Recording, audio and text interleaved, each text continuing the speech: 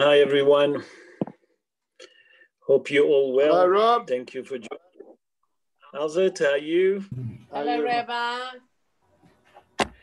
Hello, Jen. How are you? Are you all good? And you? Good. How are you doing all? Well, can you see? I I know. don't know if you can see me. Can you see me? Yeah, you can see me. Hello, Rob. How's it, Dr. Les? How are you? It's all good to see you, Rob. With us? Hello, Liz. How are you? How are you? It's good to see you. How are you? It's Anthony. Anthony, it's good to see you, Anthony. Well, I can't see you, but it's good to hear you. Thanks. Nice to hear you as well. Rob, it's really good. How you doing, guys? All right. How are you? Hello, Rabbi. Good. Hello, Gordon. How are you? How are you all doing? Good, thanks. Good. Hello, Gabriel. It's nice to see you. Thank you for joining us. Who else joining? us? It's No one Iva. yet? Yeah. Hello, Iva. How are you? All right. Nice. Thanks. Good. So we're going to start with the show in a few seconds while everyone was probably getting ready for the show. But if there is any question regarding the show, so please ask now. If there's something that you want to ask, because there's another few minutes before we start. Okay, no question. So we'll just wait. I see that there's more people coming. I see Stephen joining us. Yeah. We'll wait another few seconds just to give people a chance to join us. Hello, Stephen. How are you? Good New Year, everybody. Baruch Hashem. Good. Okay. You all good? Yeah, have to be. Yeah, we have to be. That's the right attitude. We have to be. Bezrat Hashem, all going to be good. Yeah. Gonna be good. Okay. What's the time now? Okay, so we are 2 minutes behind. We're gonna start. So what I'm gonna do, I'm gonna mute everyone and we're gonna start the show. Okay, everyone is mute and we're gonna start the show. So בעזרת השם נעשה ונצליח והשם עלינו ברחמיו וירוויח. השיעור יהיה לעילוי נשמת הרב אברהם חיים בן יעקב אליעזר, לעילוי נשמת אסתר קדן בת קטיה, מרדכי בן רחמה ואסתר בת משה הלוי. אוקיי, ולרפואת ליאורה בת מרים, מנשה נג'י בן פרחה, בן ציון בן מרים, לירון בן שרית, כל שאר חולה ופצועי עמו ישראל בכל מקום שהם. So we start in Parashat Noach, and I decide today to do it a bit differently. Before I'm going to start the Parsha, I would like to do introduction to the Parsha for you, so to understand what we're speaking, and then Be'ezrat Hashem will start the Parsha.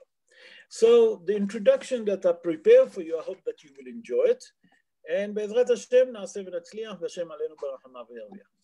So in the year 1536 for the creation, HaKadosh Baruch Hu tell Noah that he's planning to bring a flood to the world in another 120 years. That means 120 years before HaKadosh Baruch Hu bringing the flood, he's telling Noah, listen, please speak to the people, tell the people that if they continue behaving the way that they're behaving, I'm going to bring flood to the world.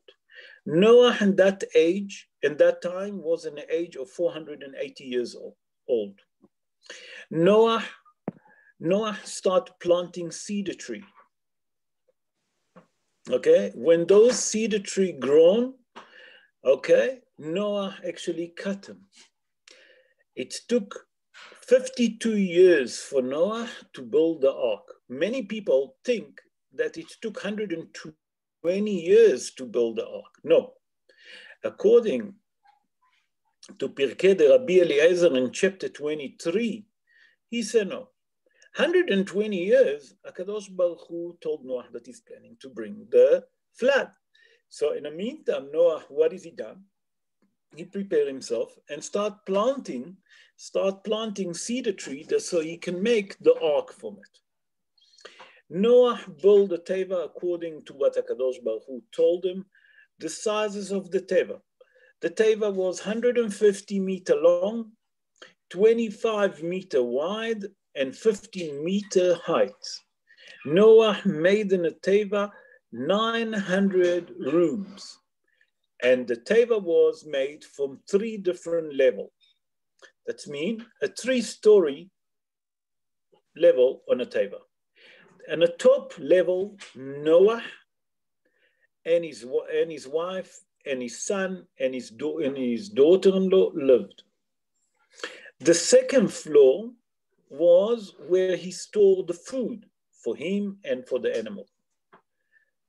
On the bottom level, that means Noach lived in the top, the middle, and the bottom. And the bottom, they stored all the garbage. All the rubbish that they have, that's where they store it. That's Rashi HaKadosh explained. Noach made a special holes in the teva, okay? And he put a very expensive gemstone, and that gemstone light the entire teva, that they will have light. Why? Because Hazal explained that if I'm not mistaken, it's one of the Midrashim, what is it called? Yalkut Shimoni, if I'm not mistaken, okay? Hazal said that in Yalkut, that during the 12 months of the flood, HaKadosh Baruch Hu brought darkness to the world. There was no light in the world for those 12 months. So to have light in the teva, what is? HaKadosh Baruch Hu told him, "V'ta'aseh tzohar, tzohar lateva ta'aseh." It means make a hole, and Noach put on that hole a special gemstone, and that gemstone lit in for them during the 12 years. That's what was bringing them the light on the teva. In the age of 498, Noach decided to get married. Okay, he married his wife Ne'amah. Ne'amah was the daughter of Hanoch. She was a bit older than him, close to 100 years. When he married her, she was 580 years old. Wow. When Noah was in the age of 500, he had his first son, Yefet. A year later, he had Ham. When he was 502, he had the third son, Shem. HaKadosh Baruch Hu in that time changing the order of the creation. What does it mean? HaKadosh Baruch Hu tried to show that generation, listen, you sinning, I'm changing the order. For example, we all know that the sun rises in the east, and daytime the sun used to rise on the west sometime and set on the east. HaKadosh Baruch Hu changed the order for them to start to think, listen, something wrong in the world, to wake them up. But we know that generation of the Mabul never wake up. Okay, HaKadosh Baruch Hu made 7 days before he brought the flood, he made a special 7 days that to give those Rashaim another chance to do tshuva, he brought a special beautiful smell of Gan Eden. Hazal in a Gemara in Masechet Sanhedrin in Kuf Het Amud Bet, that's mean 108, folio 2. Hazal tell us he brought to the world such a beautiful smell that you can smell like you can smell Gan Eden. That means that to show them, listen, if you're not going to do tshuva, you're going to lose Gan Eden. Look what you're losing. In the age of 600, Noah and his wife and his children and his daughter-in-law enter the teva with all the kosher animal and the non-kosher animal. They enter the teva for 12 months, as we know. The Gemara in Masechet Sanhedrin, page 59, folio 2, Hazal tell us something very extraordinary, that after the flood, HaKadosh Baruch Hu command Noah the 7 law from the 7 law of Noah, and that's not to eat a limb from a living animal. So that's basically introduction to Parashat Noah. What are we going to see in the parasha? So now, Be'ezrat Hashem, we're going to start. We are in chapter 6, verse 9. Ele toldot Noah. Noah, ish tzadik tamim haya bedorotav, et haElohim ithalech Noah. These are the offsprings of Noach. Noach was a righteous man, perfect in his generations. Noah walked with God. Okay. If you look carefully, and many of the Mefarshim say, if you look, the word Noah mentioned one after each other. Ele toldot Noah, Noah. Why did the Torah have to put the word Noah one after each other? That's a question that many of the Mefarshim ask, and Be'ezrat Hashem we try to explain. So in previous year, we explained that the main reason for it, and we brought Rabbi Yaakov Baal HaTurim. Rabbi Yaakov Baal HaTurim, born in Germany 751 years ago. And in his commentary, he explained like this. He said like this, you know why is it mentioned one after each other, the word Noah? He said like this, because Noah himself was Noah la'ilyonim v'Noach la'tachtonim. I will explain. That Noah was such a comfortable person that he brought in heaven and in earth, everyone have a pleasure from him. Everyone enjoyed to be with him. That means that Noah only caused happiness and joy up in the heaven and earth. He was such a nice man. Although I saw another commentary that if we take the word Noah, and turn it around, it's mean hen. What it mean hen? It's charming. I saw that commentary from Rav Yosef Haim. Rabbi Yosef Haim, born in Baghdad 185 years ago. He explained that if you change it, Noah, it's mean hen. That means that Noah, that was very nice person and charming, that they have only pleasure from him in the world. That means that charm that Noah brought to the world. So another commentary that brought by Rabbi Yitzhak Dona Barbanel. Rabbi Yitzhak Dona Barbanel, just to give you a bit of history about him, he born in the city of Lisbon in Portugal 583 years ago. He was the what do you call it? The minister of finance of Portugal to the king of Portugal. And he explained like this. He said that there is certain people that in their life, when they're youth, they're actually very religious. But as they grow older, the religion not become such a major play for them. And as a matter of fact, they become more lenient. I don't want to say that left.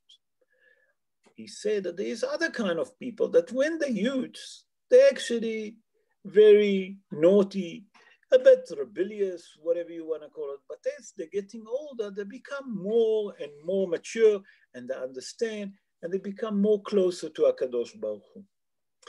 Say Rabbi Yitzhak Dona Barbanel like this. Rabbi Yitzhak Dona Barbanel say from that it say the word Noah one after each other to tell us that Noah, when he was young and when he was old, he always was the same. That means he always have the fear of HaKadosh Baruch Hu. That means that Noah come to tell us that he was a righteous while he was young and he was righteous while he was old. And that's what it said, Noah ish tzadik tamim. That means that Noah was a righteous man when he was a young man. When he have the energy, when he can do a lot of stupid things, like many youths do. No, Noah was righteous when he was young.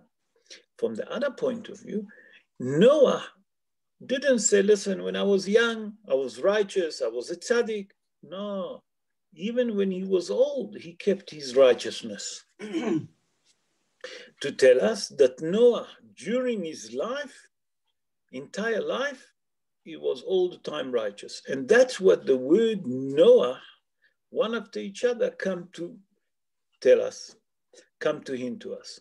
And then it says, Noah ish tzaddik tamim. And we have to understand what it means, tzaddik, and what does it mean, tamim. Tzaddik, it's a righteous man. So what does it mean righteous?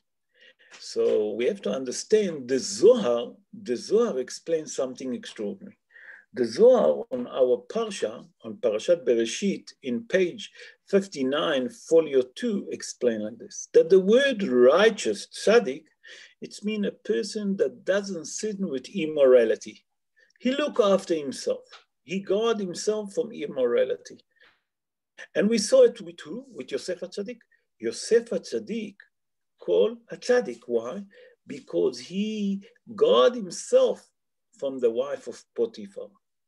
That means the Potiphar wife tried to sin with him while he was 17 years old. And 17 years old, it's not so easy to control yourself. And Yosef managed. Now, what is a tamim?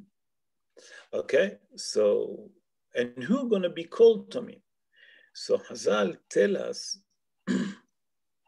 like this. And we learn that actually from Sefer Dvarim and Parashat Mishpatim, in chapter 18, verse 13, Tamim tiyeh Hashem Elokecha. What it means, Tamim tiyeh Hashem Elokecha? Hazal there on the commentary explain that a person that Tamim, it's referring to Avodah Zarah. So come and tell us something extraordinary. It's come to tell us that Tamim is someone that doesn't sin with idol worshiping. That's me said, now I'm getting to the commentary. Say Rabbi Yosef Karo. Rabbi Yosef Karo is Maran Bet Yosef. He born in the city of Toledo 532 years ago. And he explained like this. He said that Noah lived in two different generations. The first generation, it's the generation of the flood. That HaKadosh Baruch Hu actually brought on him the flood. Why? Because the main sin that they was sinning with immorality. Other generation that Noah lived is the Tower of Babel, Dor HaPalaga. That there, Hazal tell us something extraordinary. That what was their sin? That they worship idols. Why? How do we know that? Because they wanted to build a tower and to fight with HaKadosh Baruch Hu, to fight, what does it mean to fight? You can't fight with HaKadosh Baruch Hu, I'll explain it just now. That means that they wanted to make another God to themselves except HaKadosh Baruch Hu. So how did they want to do that? The Mefarshim explain that that generation that was one language, they were so united and they were so determined to worship idols, they knew the name of the angel in heaven. And they said, let's change the name of the angels and we'll turn those angels, okay, that they're going to start causing rebellion in the heaven. By that, they start worshiping idols. So say to the Mefarshim, that Noah that lived in these two different generations, one that's with immorality, the other generation that's with what? Avodah Zarah, idol worshiping. Although both of those generations that he lived, and both of them, Noah stayed righteous.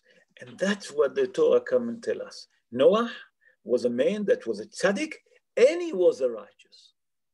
Okay? That means one is a righteous, and then he was also tamim. And that's why it's mentioned, Noah ish tzaddik tamim haya bedorotav. Okay. Then it's, if we look at the end of the verse, look what it says. Et Elohim italech Noah. Noah all the time used to worship HaKadosh Baruch Hu. What does it mean? If you look carefully, the word Noach mentioned in our verse 3 times. Why dafka 3 times? That's the question that we have to ask. So I saw a commentary of Rabbeinu Behaye. Rabbeinu Behaye, that I'm going to bring the commentary, is Rabbeinu Behaye ben Asher. He wrote the commentary on the Torah and also wrote the famous book Kadakema. But it was another Rabbeinu Behaye that lived 100 years before. And funny enough, they both born in the city of Saragossa in Spain. It's just that the difference between them was close to 100 years between one to each other. The first Rabbeinu Behaye, that's Rabbeinu Behaye Ibn Pakoda. He wrote the book Obligation of the Heart. It's a Musar book, very heavy book, beautiful book. But the commentary that we're going to bring, as we mentioned, it's Rabbeinu Behaye ben Asher. And he said like this. He said that if you look, why is it mentioned 3 times Noah? The Torah tried to hint to us that Noah have 3 different character traits, and he have all of them in him. We know that there is character trait of a tzaddik, that he's a righteous man, okay? That because he's a righteous man, he have a lot of integrity. Whatever he do straight, a lot of integrity. There is other kind of a righteous man that whatever he'll do, he doesn't care, to him, it doesn't make a difference. What he have to do, he'll do it. That means that he doesn't look for any leniency. The halacha said to do, he'll do. He doesn't look for leniency. Why? Because he want to do according to what have to be done, and he actually don't look him. If it's harder, he'll do it. No problem. Then there is another level, the 3rd level, and that's the highest of all of them. That's kind of a person that he's a righteous, but he's so righteous that he born to HaKadosh Baruch Hu, that all of his thought, okay? Whatever he think, he just want to do whatever it's good in the eyes of HaKadosh Baruch Hu.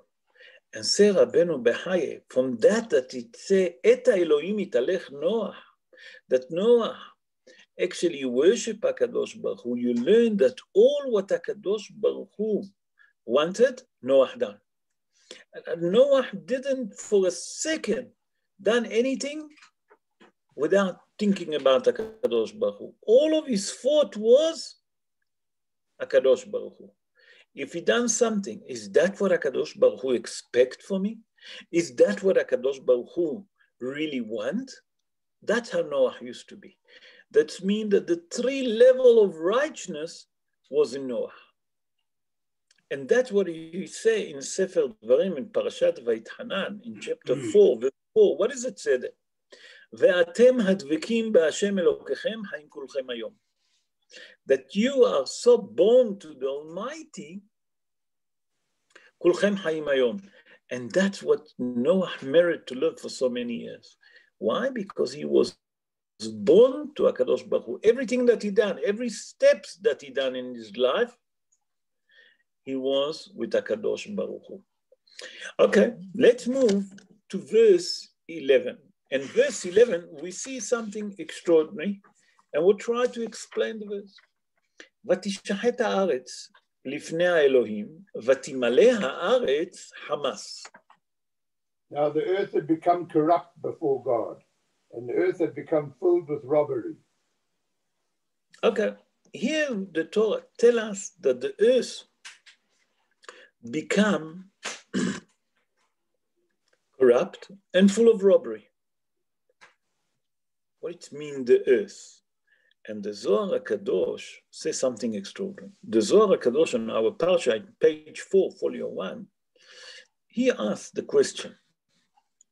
He says, if human being sin, we know that human beings sin, how come that the earth, the entire earth, got punished? Everything. That HaKadosh Baruch Hu brought the flood on them and everything actually melted. When I say melted, I mean everything melted. Why? Because HaKadosh Baruch Hu, when he brought the flood, many people think that was just rain from the heaven. No, it was also rain from under the ground. That means we know that there is a lot of water underground. For example, when people drill and put a borehole in their house, they put a pump, and that draws water from underneath the ground. Hazal explained that HaKadosh Baruch Hu, when he opened the heaven, it's not only the heaven from the top that the rain came down, also from under the ground. And the water was boiling, that everything that they touched just melt. Okay? And there's many questions to it. How the Teva managed to survive and nothing happened and the Teva not melt? Well, Be'ezrat Hashem, I'll get to it and I'll try to explain. But the question is that the Zohar say that how come that if human beings sin, HaKadosh Baruch Hu punished the entire world, the animal, the trees, the weeds, whatever there is on earth. Why did HaKadosh Baruch Hu punish all of them? So I saw a beautiful commentary of Beta Levy. Beta Levy is a book that's been written by Rabbi Yosef Dov Levi Soloveitchik. He born 200 years ago in Belarus. And in his book, Beta Levy, in chapter 6, verse 5, chapter 6, verse 5, there he says something extraordinary. He explained like this, and he said, when a human being do something, that create a lot of effect on this world. What does it mean? And he bring the Zohar in Parashat Bereshit, in our Parsha, in page 8, folio 1. And he explained like this. And he said that when a man sin, it's affecting the entire world. In Zohar that we mentioned, page 8, folio 1, he said that even the animal needed a different kind of animal. That means, for example, a cat gone with a dog, the dog gone with the cat. Instead of going with the dog, gone with the cat, and etc. That means that even the animal change their partnership. He said not only that, he said like this, that even earth become corrupt, the earth become corrupt, that people used to plant, for example, let's say carrot, used to grow reddish. People used to plant a tree of oranges, used to come a tree of apple. That means earth becomes so corrupt from what? From human being. That means the entire world becomes so corrupt that HaKadosh Baruch Hu needed what? To bring the flood. And say something extraordinary, Baal Beta Levi. What did he say? He said, from here you learn a Musar. What is the Musar that you have to learn from here? He said that you learn that if you are in a bad society, although that you're righteous, it can influence on you. That as much that you may be good, the society can affect you, can influence you. You have to be careful. That means that you have to be aware from a bad neighbor, a bad society, bad friend, and etc. I saw another commentary to that brought them the Mabit. The Mabit was Rabbi Moshe ben Yosef Miterani. He born in the city of Saloniki, that's in Greece. He born 515 years ago. And he said like this, he said, you know what it says, Vatishahet haaretz milifnei haElohim, vatimalei haaretz hamas. He said, we know that sometimes when person do sin in secret, HaKadosh Baruch Hu, when he want to reveal what he do, he actually publicize it. That means he revealed, HaKadosh Baruch Hu revealed his act in publicly. But he say, not always. sometimes Akadosh Baruch Hu have tolerance and patience, and he doesn't want to embarrass the person for whatever reason is. For one example, said the Mabit, because my people gonna think, and outside this man look beautiful, good man, he treat everyone nicely. But if you'll punish him immediately without revealing what he's doing, lo alenu, people will say, why?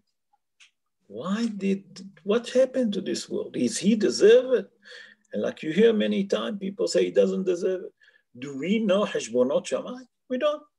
So come the Mabit and say that people should not wonder after the act of HaKadosh Baruch Hu. So what does it say here in the verse? Vatishahet haaretz. That means the land was complete corrupted. And then what it said, Vatimale Hamas. That means the earth, not only that it's corrupt, what happened also? The earth completely becomes so, how you call it, the right word to say it is Hamas. It's like the moral was no more moral. There was no more moral, never mind the corruption. It was so bad that it reached to a level that HaKadosh Baruch Hu didn't have any more tolerance. Not only that he didn't have tolerance, now that they start sinning in publicly and they robbing and they corrupt, everything was so exposed. And you know what? Hazal tell us something extraordinary about that generation? That generation believed that they're righteous. They was thinking that they're tzaddikim. They going, a married woman goes with another man. A man gone with another married woman. And they was thinking that they're righteous people. Imagine that. Everything was so corrupt that the HaKadosh Baruch Hu said it's genug. And that's why he brought the flood. That means in the beginning, HaKadosh Baruch Hu have a bit of patience and tolerance for the act. But when they start also robbing, HaKadosh Baruch Hu say, until here. Now, I'm going to reveal everything that you're doing. And that's what he punished them with the flood. Let's move on to verse 14. And we'll speak about something, and that will help us to answer the question that I say, how come the teva didn't melt? But let's look. HaKadosh Baruch Hu command Noach, and he said to him, Aseh lecha tevat atzei gofer, kanim, ta'aseh et התיבה, וכפרת אותה מבית ומחוץ בכופר. Make for yourself an ark of gopher wood. Make the ark with compartments and cover it inside and out with pitch. Okay. So many people say, what atzei gofer? Atzei gofer, it's the glue that comes from the tree. And that was like a waterproof, number one, for the ark. Okay. But we have to understand the question that I saw that many of the Mefarshim ask. He said, I don't understand. Why? How come that HaKadosh Baruch Hu, okay, call the ark? Why didn't call it a ship? 150 meter long, 25 meter wide, 15 meter high. That can be a cruise ship. It's not a small ship. 150 meter long. It's a long ark. Why did they call it an ark? Why they didn't call it a ship? Many of the Mefarshim have this question. I'm going to bring a few explanations, and from that we can understand why is it called the ark. But before I answer it, we said that the water of the flood was close to 1,000,000 degrees Celsius. Rabotai, 1,000,000 degrees Celsius. Some of the Mefarshim say. So how come that the ark didn't just melt?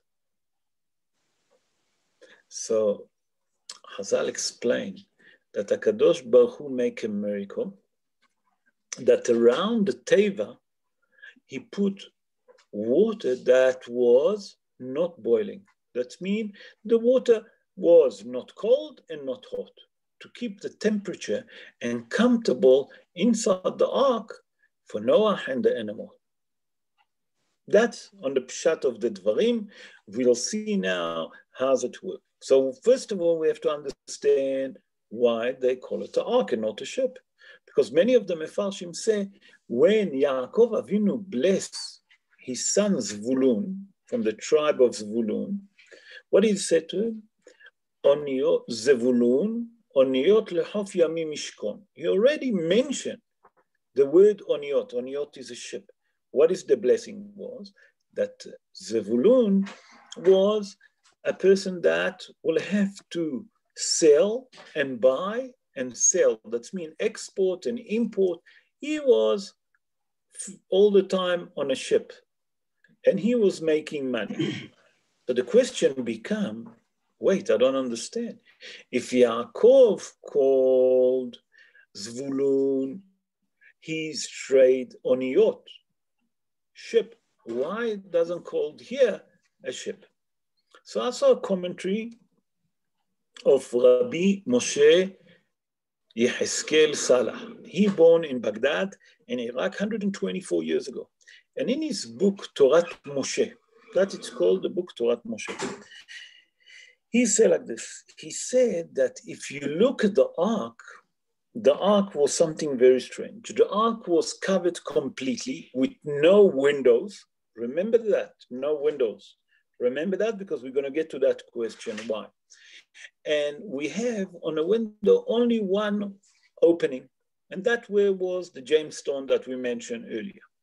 He said that the ark looked like a box.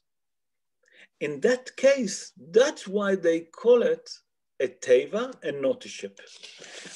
Remember, that's Rabbi Moshe Yeheskel Salah. An explanation that I saw that bring the commentary, that if you take the word teva, and you change the word, you'll get two different words. Bet Hashem, the house of Hashem. That means that during the 12 months of the flood that happened when the flood happened, those 12 months, HaKadosh Baruch Hu never for 1 minute took his eyes off the teva. How do we see that? Said the commentary, look, if you take the word teva and you change the letters, you get Bet Hashem. Bait Hashem, exactly. Bet Hashem, the house of the Almighty. That means during the 12 months, HaKadosh Baruch Hu guarded the teva himself. The Zohar HaKadosh explain it on a different level. What is the Zohar HaKadosh say? The Zohar HaKadosh explain like this. The Zohar say, you know why it's called teva? Because it's completely without window. It was sealed like a box. Why did HaKadosh Baruch Hu done it? It was only one opening that they put the gem. He said the Zohar HaKadosh, something extraordinary. He said when HaKadosh Baruch Hu given the permission for the angel of death, for that decree to bring flood to the world, the angel doesn't care about anyone. And if he would see Noah, if he would see his sons or his wife or the animal that was there, he will punish them. HaKadosh Baruch Hu say, I don't want him to see anyone. And Hazal tell us, Kol hasamui min ha'ain bracha bo. What does it mean? I will translate. Everything that you can't see, there is a blessing into it. And you know who didn't got punished on a flood? The fish. Why? Because they was under the water, no one saw them. And Hazal said that was the blessing. Hazal in the Zohar explained that's why HaKadosh Baruch Hu told Noah, when you make the ark, don't make windows. So the angel of death can't see inside. That's why it's called the ark and doesn't call a ship. That's why the ark looked like a box with no windows. So the angel of death gonna take those that inside. And now we can understand why is it called the Teva, number one. Number two, why it didn't have windows. Okay? Those the three reasons that it's called Teva. So number one, we explained it was like a shape of the box. That's according to the Pshat. According to the Remez, that it was, if you take the letters of the Teva Bet Hashem, the word Teva, it's mean Taf, Yud Bet Hey, you change it around, Bet Hashem. That the Kadosh Baruch Hu guarded the Teva for the all 12 months of the flood. The other explanation is of the Zohar, that according to the Sod, Kol hasamui min ha'ayin bracha bo, that if we wanted that those people that was in a Teva not going to get harmed, I mustn't have windows. And that's why it's called a Teva, and it looks like a box. Now we explain that. Let's move to verse 21. And in verse 21, we see something very extraordinary, but the Torah repeats himself. And why is it? Be'ezrat Hashem will explain. And it's like this. HaKadosh Baruch Hu said to Noach, Ve'ata kach lecha mikol ma'achal asher ya'achel ve'asafta elecha ve'haya lecha ve'lahem le'ochla. As for you, take yourself of every food that is eaten and gather it into yourself, that it shall be as food for you and for them.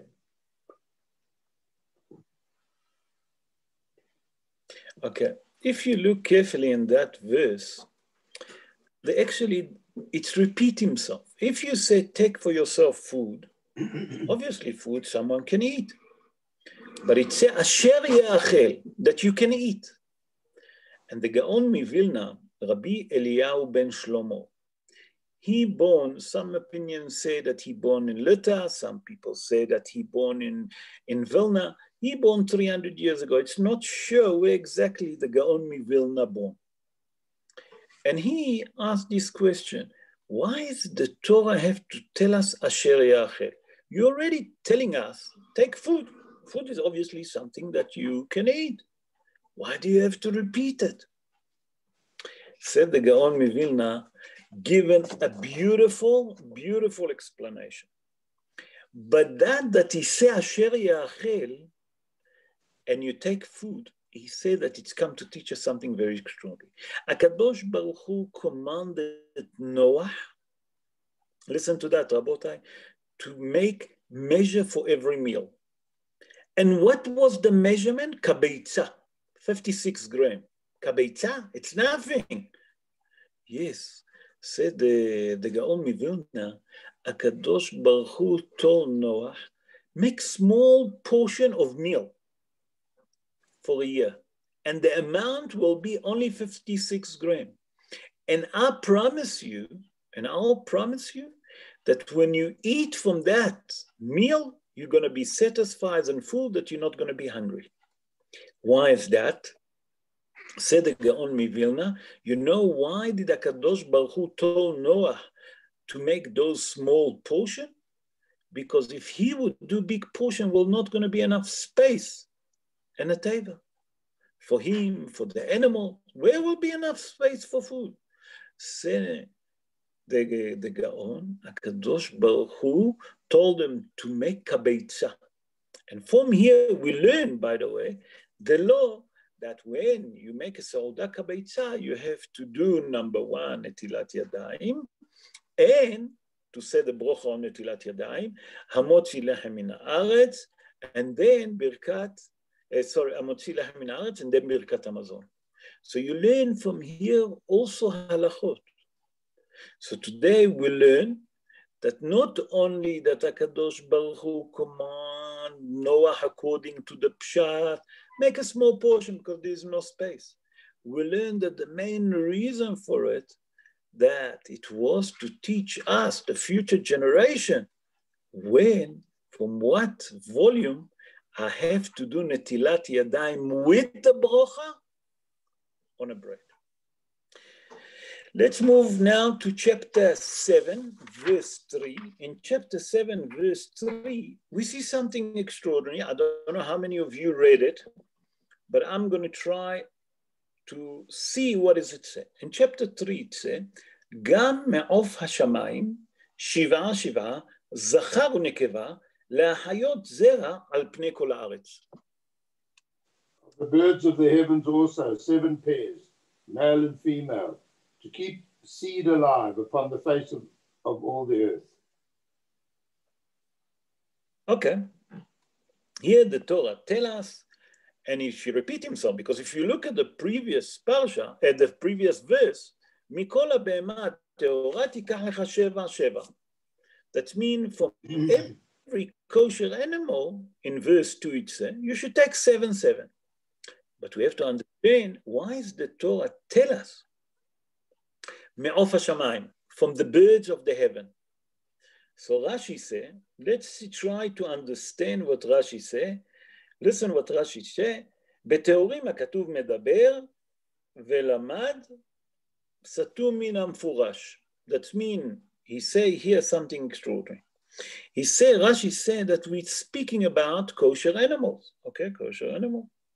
ולמד, and you learn, listen what it say, סתום המפורש. That we don't understand what does it say. There is no explanation. That's Rashi HaKadosh. Rashi HaKadosh, just to give you a bit of history about him, he born 980 years ago in a city of Troyes in the north of France. And it says something extraordinary. בטהורים הכתוב מדבר. Rashi says that we're speaking about kosher animal. What's so special about it? We know that we're speaking about kosher animal. So I saw a commentary that brought by the Or Sameach. The Or Sameach, it's Rabbi Meir Simcha Cohen Mitvint. He born in later 177 years ago. Our friend, Hilton Kaplan, his mother, when she was a little girl, she used to see the Or Sameach walking. He used to pass the street. She used to see him. That's Hilton told me himself. And he wrote a book that's called Meshech Chochmah.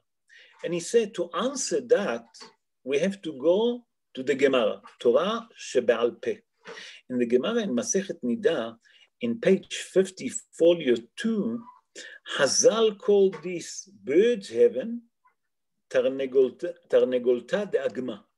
That's the name that the Gemara give it. That's mean it's a bird of the river. That's all. But I gone there and I looked. I wanted to understand what it said. So the Tosfot and Rashi. The Tosfot and Rashi and the Gemara Masechet Megillah, page 50, folio 2, they explain something extraordinary about this animal, about these birds. They explain that the male is not kosher, but the female is kosher. Do you understand what's happening here? So the Torah come and tell us that you should take 7 7 because the female is kosher. But why do you take then 7 from the male? Why you take 7 from the male and not 2? Because we know that Noach brought from the non-kosher only 2. So how come here 7?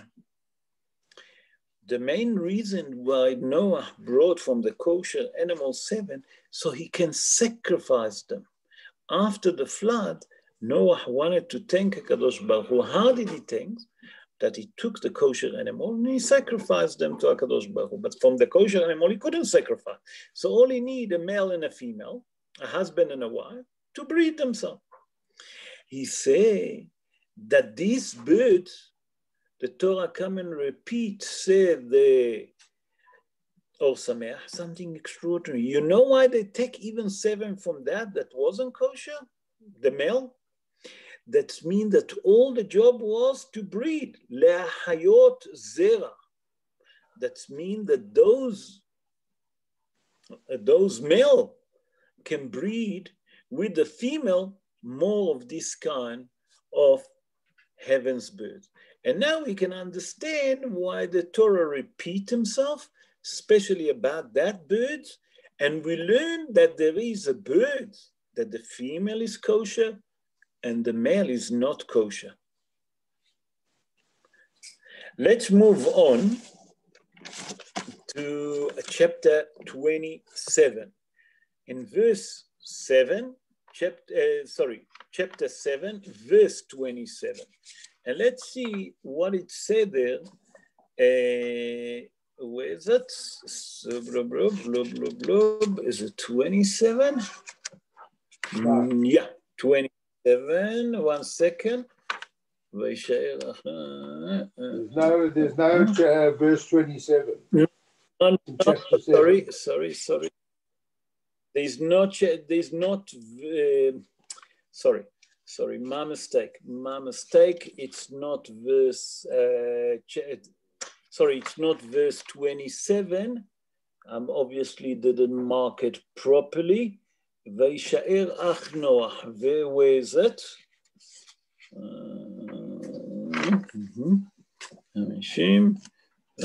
Okay, so it's my mistake. I think that we have to go to, where is it? Sorry, blub, blub, blub. Did I wrote 27? Nope. Where did I saw it? It's a good thing I didn't check it because I wrote it and I didn't write it properly. 1 second, I obviously.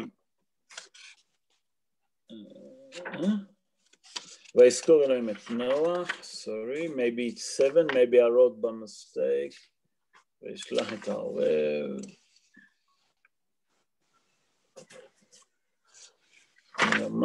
Sorry about that, give me 1 second. Noah. Where did I saw it? Blub, blub, blub. Let me find it. Where is it? Okay. ותנוח, כן. ותנוח הטובה על הרי הררת. אתה עורב, אח נוח. וישאר אח נוח. Funny enough, I can't find it, believe it or not. ויברך, כן, I don't know. Anyway, let's go to chapter 8, verse 7, 8, and 9. Chapter 8, verse 8 and 9. And let's see what the Torah tells us here. And it says like this, וישלח את היונה מאיתו לראות הקלו המים מעל פני האדמה. ולא מצאה היונה מנוח לכף רגלה. And the first, וישלח את העורב, sorry, today I'm a bit confused, ויצא וישוב עד יבשת הים מעל הארץ. And then in verse 9 it says, ולא מצא היונה מנוח לכף רגליו, ותשוב אליו אל התיבה, כי מים על פני כל הארץ, וישלח ידו ויקחה, ויביא אותה אל התיבה. בכבוד. Okay, verse 8 is, then he sent out a dove from him to see whether the waters had subsided from upon the earth, from the face of the ground. But the dove could not find a resting place for the sole of its foot, and it returned to the ark, for the water was upon the surface of all the earth. So he put forth his hand and took it and brought it to him to the ark. Okay. By the way, I found it. It's chapter 7, verse 23. We'll go back to it. But first, let's finish what we read. Here we see that Noah sent first the crow, and to check if there is water, if any water left, then he checked. Then he sent the, what do you call it? He sent the dove, and the dove also came and told him that there is water. And I saw that the commentary asked a very valid question. We know that in Pirkei de Rabbi Eliezer in chapter 23, Hazal tell us there, you know what's happened there? That you know who also saved that was an ark? Og Melech HaBashan. Og Melech HaBashan, okay, was sitting on the side of the Teva. That's how we survive. Og Melech HaBashan later on become Eliezer Eved Avraham. So the Mefarshim ask a very valid question. Listen, you have a guy sitting outside your teva on a side because he was a giant, Og Melech HaBashan. He couldn't come into the teva. So he sat outside. Why did Noah have to send the crow, have to send the dove? Why all of this difficulty? Just ask Og, tell me, is the water disappear or not?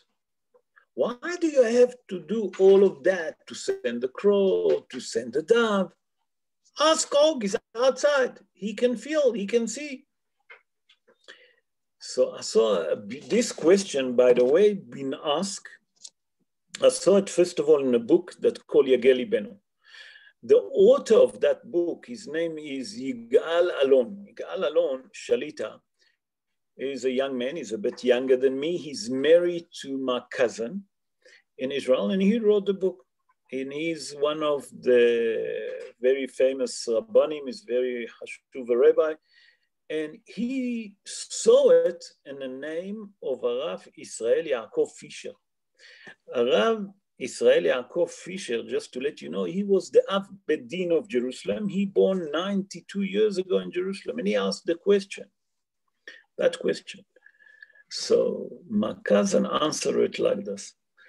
My cousin's husband, he said like this. He said that you remember that we told that originally, when we done the introduction to the Parsha, for the 12 months that the Mabul was, the flood was complete darkness in the world. He couldn't see. So Noah decided, if I ask him, he wouldn't know. Instead, I'm going to send the crow and I'm going to send the dove. So the answer for it is, because it was such a darkness that even Og couldn't see if there is water or not. Although that he was there outside, he couldn't see. Let's go back to chapter 7, verse 23. And there it says something very, very important. Listen to what it says. וימח את כל היקום אשר על פני האדמה, מאדם עד בהמה, עד רמס, ועד עוף השמיים. וימח מן הארץ וישאר אך נוח, ואשר איתו בתיבה. And he blotted out existence, all the existence that was on the face of the ground, from man to animals to creeping things, and to the birds of the heavens, and they were blotted out from the earth. Only Noach survived, and those with him in the ark. So a beautiful question. And listen what Rashi say about it. First, let's see what Rashi say. Rashi say, Ach Noach levad Noach. זהו פשוטו ומדרש אגדה גונח וכהה. What is Rashi trying to tell us? Noah alone. What did Rashi try to tell me? What's the Hidush? I saw a beautiful commentary of Rabbi Shmuel Florentin. Rabbi Shmuel Florentin, born in the city of Saloniki 266 years ago. And he wrote his book that's called Minhat Shmuel. In his book, he explained that beautifully. What it means, only Noach left. We know that only Noach left. What's the Hidush? Rashi come and tell us again, only Noach left. The Torah already told me that Noach and those that was with him in the Teva, they're only one left. So what did Rashi have to repeat? Say Rabbi Shmuel Florentin, like this. When HaKadosh Baruch Hu told Noach to build the ark, Noach told his generation, listen, I'm building an ark. You know why I'm building an ark? Because soon HaKadosh Baruch Hu going to bring flood to the world. And everyone going to die in a flood.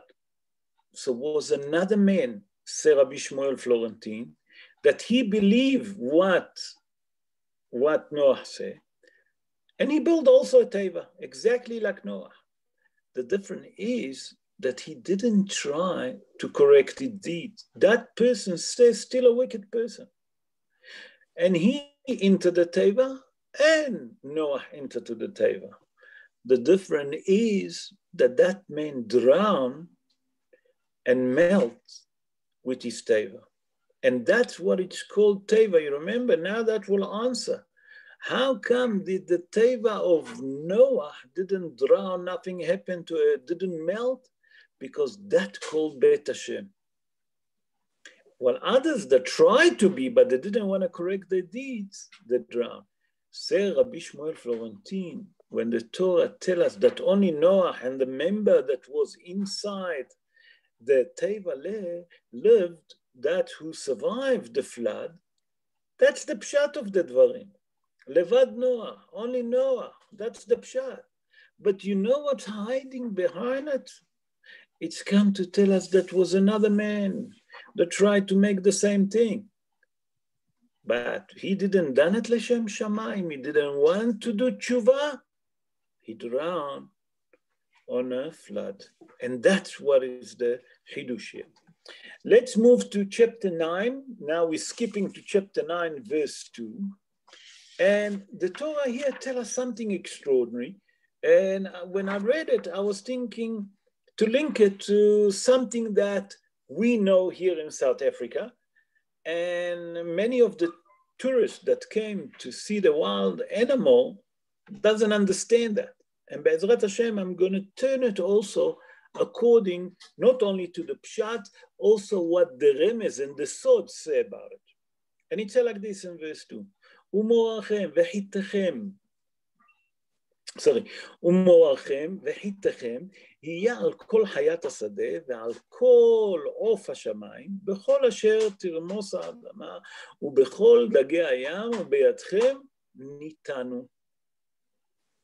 The fear of you and the dread of you shall be upon every beast of the earth and upon every bird of the heavens and everything that moves on earth and in all the fish of the sea. In your hand they are given. So, on a pshat of the Dvarim, the Torah tells us that your fear will be on all kinds of different animals in the heaven, in the earth, in the sea. That's the pshat of the Dvarim. But I saw a commentary of Rabbi Shlomo Kohen Rabinovich. Rabbi Shlomo Kohen Rabinovich, he born in Poland. He born 219 years ago. In his book Tiferet Shlomo, that's the name of the book. He wrote a beautiful commentary on that. And he said that the fear, that the animal will have from you, it's according to the fear that you'll have from HaKadosh Baruch Hu. What does it mean? The yirat shamayim that a person have, the fear of heaven that a human being will have, that will affect all the animal on earth, in heaven, and in the sea. That means, if a person have yirat shamayim mele'ah, no one can harm him. And we know it. There is a story with Or HaChaim HaKadosh. There is many stories that with people that been thrown to a lion, like we know Hazal tell us about Daniel Beguva Arayot. Hazal tell us the story about Hananiah, Mishael, Azariah, all of those. So say Rabbi Shlomo Kohen Rabinovich, he said, according to the fear that you have from HaKadosh Baruch Hu, the fear of heaven that you have, that's how animals are going to be afraid of you. And what does it mean? We hear quite often people coming from a different country to our country to visit. So the first thing that they go and see is the Kruger National Park or the Lion Park. And we hear many stories that people get out of their car and they want to take photos, next to those lions, next to those predators. And they don't understand how dangerous is it. So say Rabbi Shlomo HaKohen Horovitz, if you have the fear of heaven, the animal will never touch you. According to the fear of heaven, they'll have a fear from you. And I tell you what the Zohar say. And with that, the Zohar say that when a Jewish person eat milk, not only Jewish, also a Gentile, although that they don't have the obligation for meat and milk. When a person eats milk and meat together, for 40 days, the animal look at them, the predator's animal, look at them like a little lamb that they want to eat. That means Akadosh Baruch Hu turn his shape to a little lamb. That means Akadosh Baruch Hu given a permission to a predators to hunt that person that eat milk and meat, the Zohar HaKadosh. So what does it mean? We learn from here that when we have the fear of heaven, as much that we have the fear of heaven, that's the guardians that we have. And Rabota, it's not only for animals, it's also for human beings. When people see a tzaddik, they see the light that he has on his face, they have a respect for him. So that's why the Torah come to tell us. That's the Hudush saying, Rabbi Shlomo HaKohen Horowitz, that as much that you have fear of heaven, as much that you're afraid from HaKadosh Baruch Hu. What does it mean afraid? Not doing averot. I don't want to upset HaKadosh Baruch Hu. HaKadosh Baruch Hu will guard you. Be'ezrat Hashem, that HaKadosh Baruch Hu will guard the entire Jewish people, wherever they are. And will send us Mashiach Tzidkenu b'mera b'yameinu amen ken yeh ratzon. I hope that you enjoyed. If you want some question, now it's the time to ask question. Rav, can I just say something? With the Vilna Gaon, so the Vilna Gaon was actually born in a place called Sayalets. It was Belarus. Today it's Belarus. Wait, but it used to be part of Poland and Lithuania. So it is Lithuania. It was part of Lithuania. No. And then, so it's definitely not. It's definitely not Vilna. Wow, there's such a noise. And then what happened is he studied in Kaidan. Yes. And yes. from Kaidan he went to Vilna. Yeah. So he never born. Okay, good. Thank you for letting me know. So now I know that he born in Lita. Okay. And it was a place called Sayalets. Okay, in the city of Sayalets. Sayalets.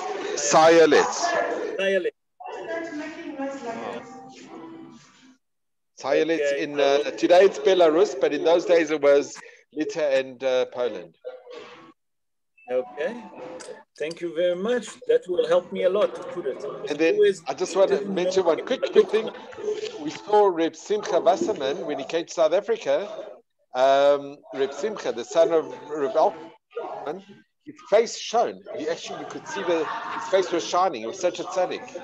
I'll never forget that. I saw him on Merava Malka, and his face was shining. You see yeah, you see. What you say is so right, Rob. So right. Yeah. Thank you. Hello, it's Anthony. Can I just ask a quick question, Anthony? How old was, can I ask? Sure. How old was Noah when he died, and why did people live so long in those days? Very good. Very good. So, number one, you have to understand why people lived for many, many years. So, you have to understand, and Hazal explained that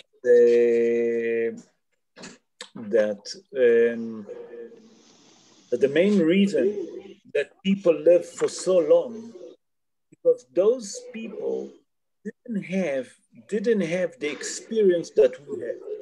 What we do in 70 years to 80 years that we have in our life, okay, they used to take them hundreds of years. That means to achieve and to understand.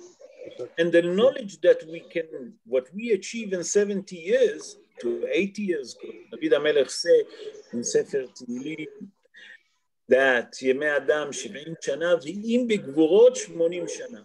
It means usual person live between 70 to 80 years, okay? So it's come to tell us that something extraordinary. It's come to tell us that 950 years. people can live what they do today. In the olden days, it used to take many more years, 100 of years. Why? Ask me why. Well, one of the answer is very simple. Tell us that since we received the Torah opened our eyes and we can achieve much more. That's one explanation. Another explanation is that those generations didn't have and didn't receive what we received from Avraham Avinu, that have the experience. But if you look immediately after Noah, who's the next generation? Avraham Avinu. Because the Torah still straight tell us that about Terah and about the Terah that have 3 sons. One of them was Avraham Avinu.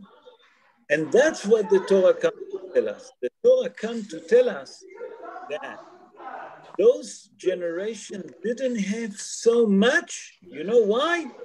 Because they couldn't get what we achieved today. Okay. How old was Noah when he died? Let me just look here in a thing. Noah lived 950 years. You can find it in chapter 10, verse 29. Veyehi kol yemei Noach 900 shana, 90 shana vayamot. That means Noah lived to 950 years old. You follow, Anthony? Yes, I do. Thanks very much. Pleasure. Thank you, Mark. You're even faster than me. That's my wife. Good.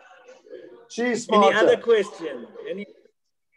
Squash, Rob, Sorry? thank you very much. No, it was a wonderful Good. cheer. Thanks Hope that you all. enjoy. Guys, keep safe. Look after yourself.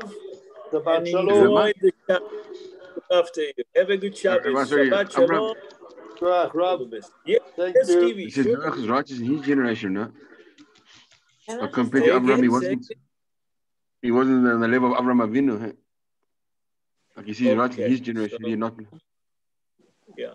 So the Gemara in Masechet Sanhedrin say, you say that Noah was a righteous man, but the Gemara say, "Ilu haya hai bedoro shel Avraham Avinu haya klum." The word klum, nothing.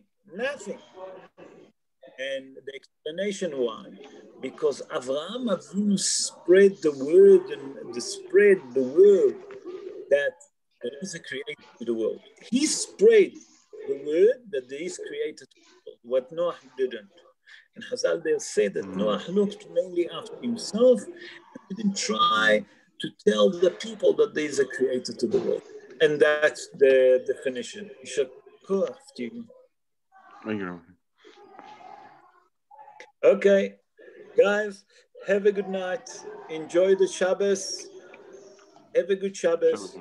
And I hope we'll meet on Sunday. We're going to do a shiur about, funny enough, I'm going to bring a shiur about breakfast. The Gemara Masechet Baba Kama, how important is to eat breakfast with bread, to eat bread for breakfast. Remember that Be'ezrat Hashem for this coming Sunday. In the meantime, Shabbat Shalom, safe, well to everyone. Hope to see you, please God, on Sunday. Have a good night.